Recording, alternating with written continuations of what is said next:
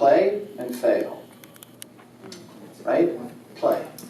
There's nothing holding you back from whatever your imagination and your heart are calling you to do. Be brave enough. And fail, prepare to fail.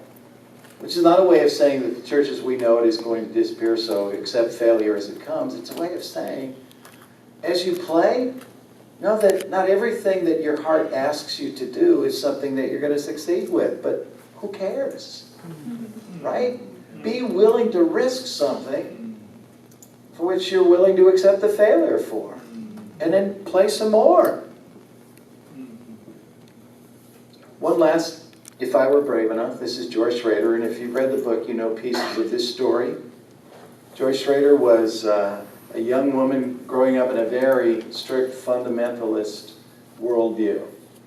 And by the time she was away at college and started expanding her horizons, she went through a series of psychic breakdowns as she wrestled with an expanding worldview that couldn't reconcile with a faith that told her that because of things that she was starting to believe, she was going to hell. And she literally had a spiritual breakdown. Had to be hospitalized a couple of times. And realized the only way for her to protect her psychic health was to leave the church. And she did.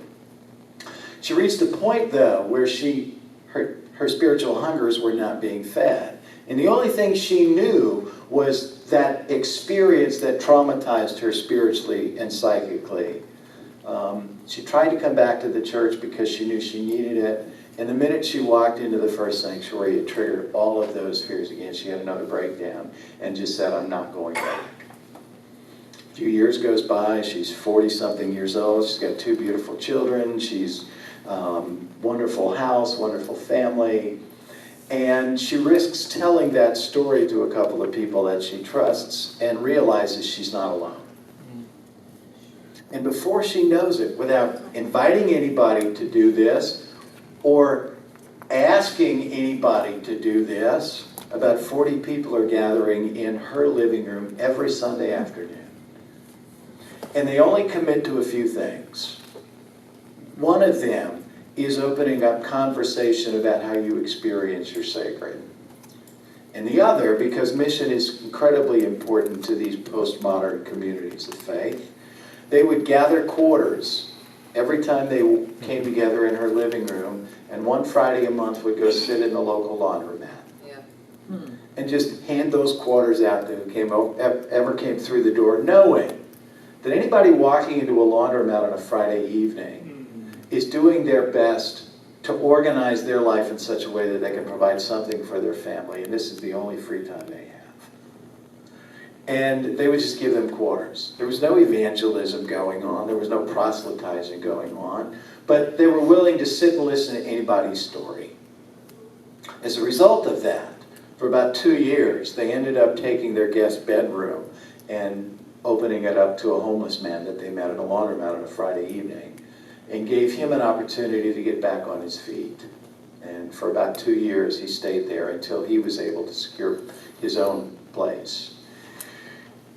All of the elements are there for what we identify as church. All of the elements are there. Whether it looks and feels like what we practice on our Sunday mornings. There was a bit of I came to know her when she led worship for our clergy retreat. I wanted our clergy to experience an authentic postmodern worship experience. She was scared to death, right? We were the experts. She didn't know a damn thing. She'd never been to seminary, never taken a class. And nobody called her pastor. And at first she started to try and research what worship looks like and feels like, and then she just said, no, I'm going to be my authentic self. And she led us through this powerful experience. Confessed her anxiety coming in, but then spent the evening with this group of clergy that just kept exploring with her what her faith looked like. And by the end of the evening, nobody in that room doubted that she was an authentic spiritual guide that made a difference in the lives of people. The most powerful story that she told that night was about the baptism of a lesbian couple that had been a part of her cohort. That's what they call themselves. They brought their adopted daughter in.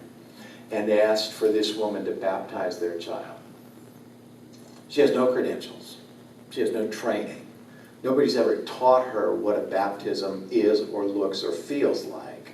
And she wasn't even sure it was the right thing to do to say yes to this request.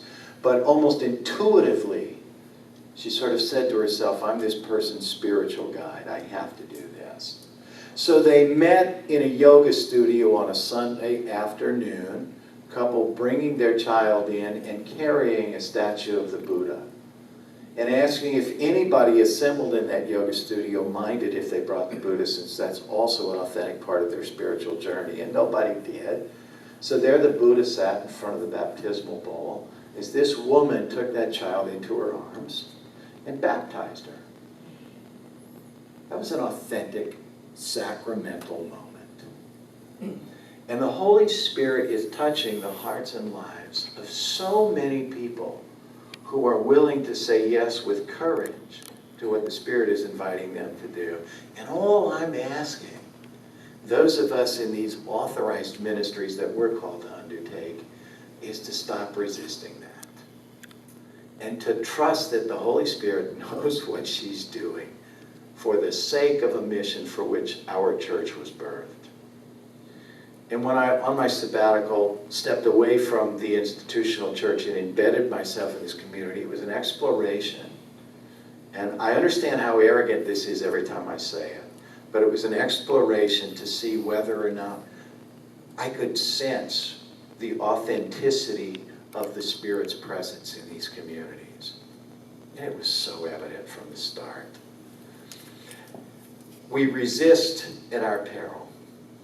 Remember the passage in Acts? What are we to do about these new Christians? Should we incarcerate them, throw them in prison, kill them? Somebody stood up and said, this is either of God or it isn't. And if it's not, we don't need to throw anybody in prison or kill them. It'll die out like every other movement before. But if it is, you can't stop it. So let's